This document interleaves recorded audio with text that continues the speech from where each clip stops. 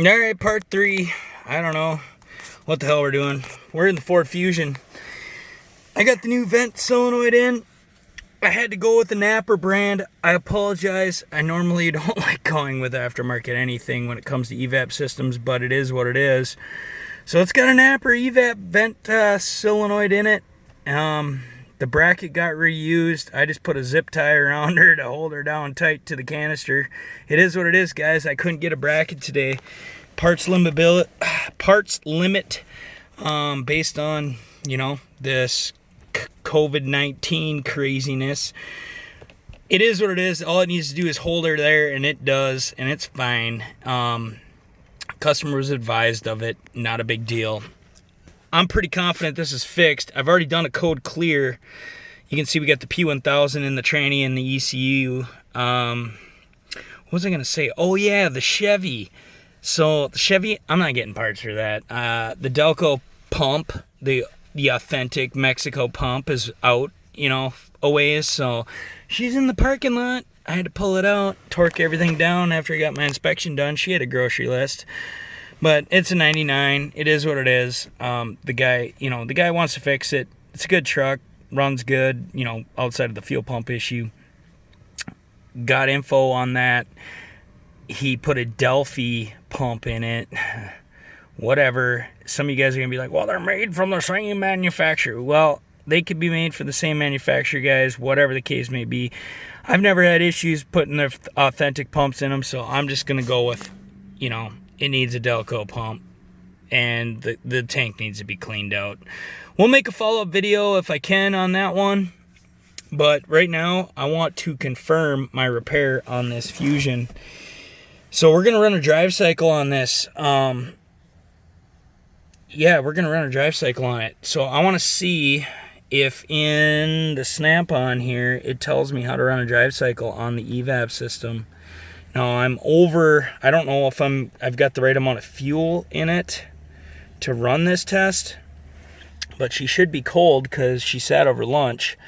So let's see, maybe in troubleshooter I'd imagine it's going to tell me.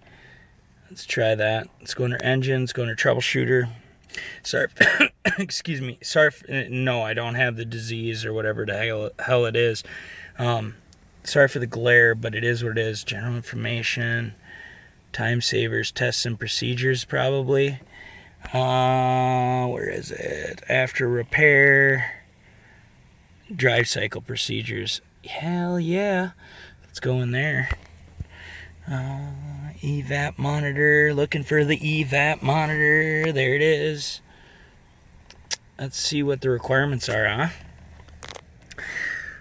And I apologize, guys. It's going to be a 3-part series. It is what it is.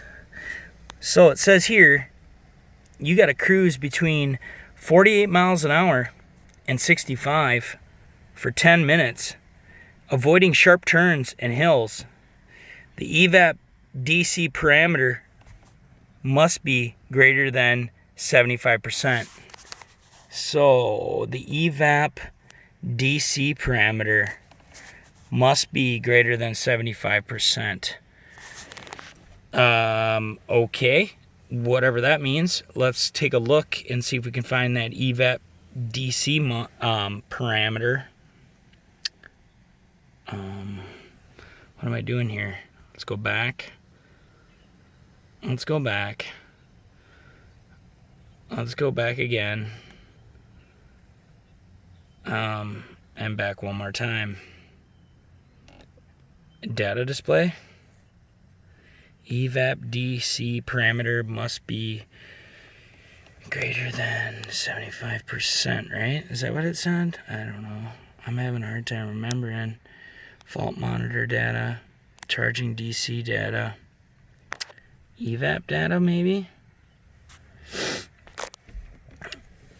It's beautiful out. I am so happy. Alright, let's see here. Evap, vent valve percentage. It's not going to give it to me. We're going to try this. I just want to know. Off. Natural vacuum not ready. Fuel level percentage, 87%. We might get away with that. Didn't say anything about fuel level. And again, guys, I don't see this DC thing. Not sure. Direct current. Is that what that means? I have no idea. Maybe somebody knows. If you do, drop it down. So, according to this, we got to go drive this thing for 10 minutes. Didn't say anything about it having to be cold. Didn't say anything about fuel level. You know, it is what it is. They draw their data straight from ProDemand, so we have to trust what it says to some extent. What we can do, though, is we can go into engine. We can go into generic functions, and we can look at readiness monitors. And we can look at monitors complete since DTC's cleared, since we know we already cleared them. Now, I know these Fords, they're not too bad, they're set. If I remember right, you run them for like 10 minutes down the I run them for like 10 minutes down the highway. I'll get off on an exit past Camp Ripley, which is the National Guard post up here on a remote road, and then I'll do the stop and go traffic stuff. But you can see the fuel system already completed. CAT's not complete. Evap system not complete. O2 heater not complete. Misfires complete. Components complete.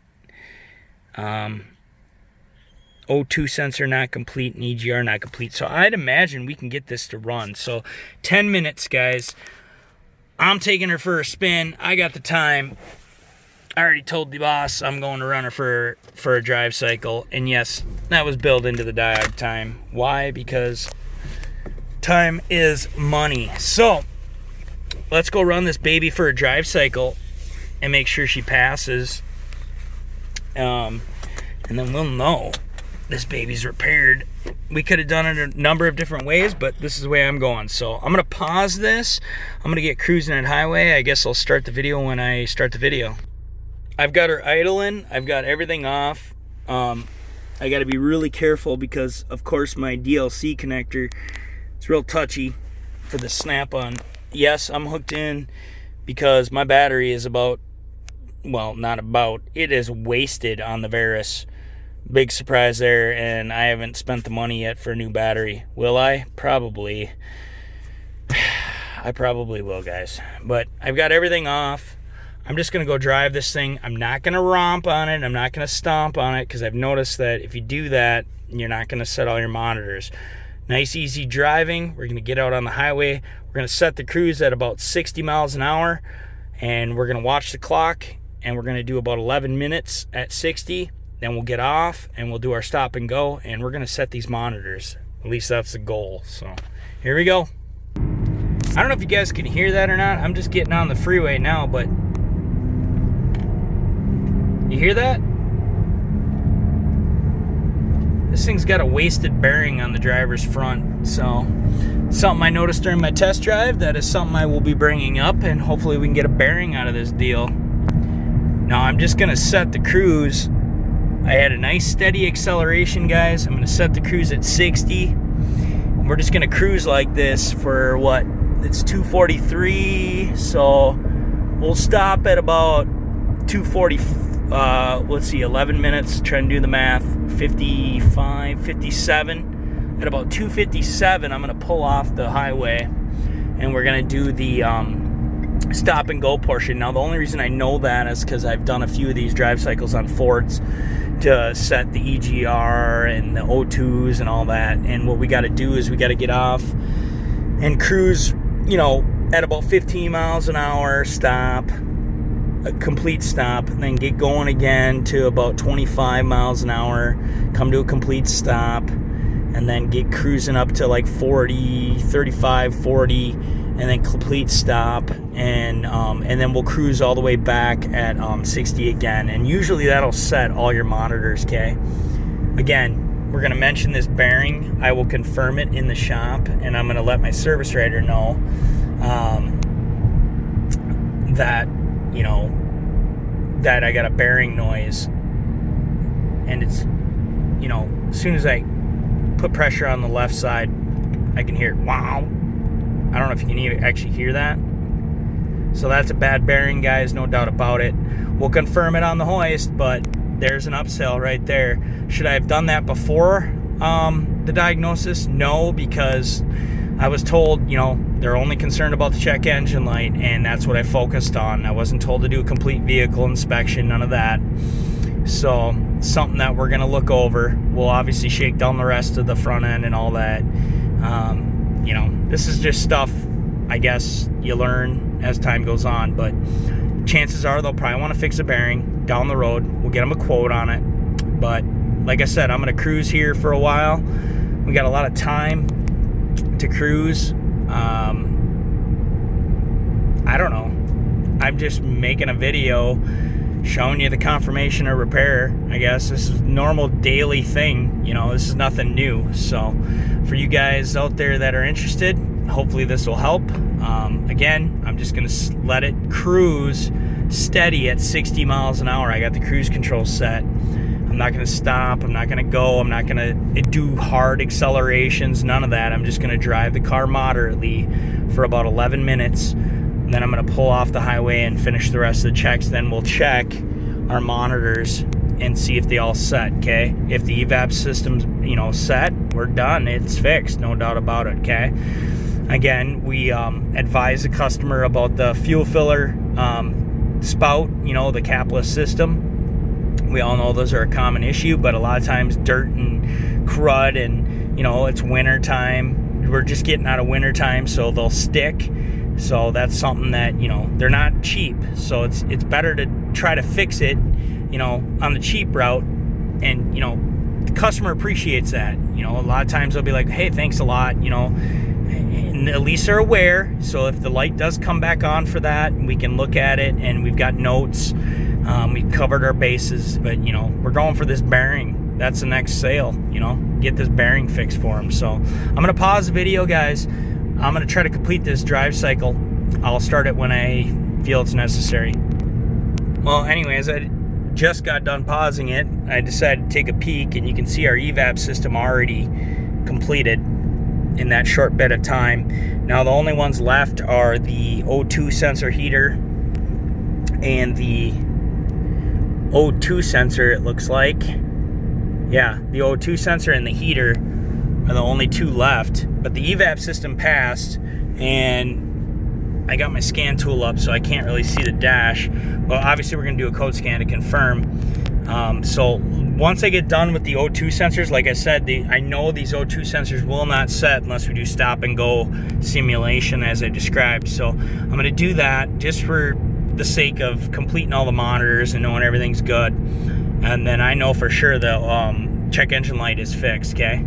So once I get that done, I'll bring the camera back up, we'll do a code scan, confirm it, and we're done. This baby's fixed and ready for the road. And obviously we'll go after that bearing upsell. No check engine light, guys. None. Monitors complete. So pretty confident in my repair. Well, since I'm cruising and I got some time to kill, look at how nice. Look at this. You see that? No snow. That's what I'm talking about, baby. It's almost summertime here in Minnesota, and I am so excited. All right, so we're just doing the O2 sensor heater portion, and I'm just bringing it up. Nice slow accelerations, guys, not stomping on it. Coming up to about 30, 35. Roll for a little bit, roll for a little bit, and then just let off the accelerator. Slowly come to a stop. Sit here for a minute like we're sitting for a light. Now we're going to come up to about 40. The only reason I'm showing this is because I haven't seen a lot of people really show this, and this is a really good way for you to set your monitors, especially on Fords. Now we're at 40, 35, 40. And now we're just going to come to a stop. And let's check our monitors. Hopefully they set. Not complete, not complete. But everything else So we might have to keep rolling. Let me keep working it. Stop and go. Well, guys, I don't know why it's not setting. It says to cruise between 48 miles per hour and 65 miles per hour for 5 minutes. Who knows? I'm going to cruise back. Well, hopefully they'll reset in that time period, but everything else is set. Obviously, we weren't going after O2 codes, so, but I imagine by the time I get back, they'll be complete. So I'll turn her back on when we get there. I think one thing I'm going to try, since it's hot, is I'm just going to turn it off and start it up and put it into another drive cycle. It might not have told me that, but that's something else you can do. I mean, it's going to check them regardless, so here we go. Well, guys, I'm a liar, I guess. I can't get the damn O2 sensor heater or the O2 sensor to set. I can't waste any more time on this. I've obviously driven it for quite some time. Not a big deal, guys. Obviously, I'd have to drive it some more. Maybe look into whether or not the drive cycle procedures for the O2 sensor monitor are correct in the scan tool versus actual what it takes. Usually on Fords, though, that drive I just did sets them all. Why it's not showing as complete, you got me. To be honest with you, I don't really necessarily trust my scan tool 100% of the time. I mean, I just don't trust it. Just gonna say, but I'm not too worried about it. The Evap system passed. There is no check engine light, and just to prove it to you, we'll just do a quick code scan and see what's in there. Now, I imagine the 1000 code will probably still be in there because the O2s haven't completed. I could be wrong. So we'll see here. I'm not going to bore you with that. So yeah, you can see the 1000 code is going to be in there. Now, that's going to be in there until the O2 sensor, the O2 sensor heater and the O2 sensor monitor complete. Once those are complete, then that 1000 code will go away. Not too worried about it, guys. Again, the complaint was a 442 for the Evap system. It's fixed. It passed its monitor. I'm shipping this thing. We're done. Hope you guys liked it. I apologize I couldn't do it couldn't get all of them to set. That drive usually does it. Why it didn't this time, maybe it needs another key cycle. I don't know. It just didn't, okay? Probably because I'm filming. Nevertheless, that was like 25, almost 30 minutes right there of time just to get that to do what I got it to do, as far as the readiness monitors are concerned. So you got to build that into your time and consider that, especially you service writers out there. It takes time to confirm the repair. Now, I could be honest with you. I was confident enough I could have just shipped this thing without even confirming the repair, so to speak, with the readiness monitors. I could have done it other ways. Irrelevant. Bottom line is this car's fixed. It's going. I wish I could finish up the Chevy. I will if I can. Take care, guys. Thanks for watching. Sorry for the length. And, you guys stay safe out there, all right? Peace out.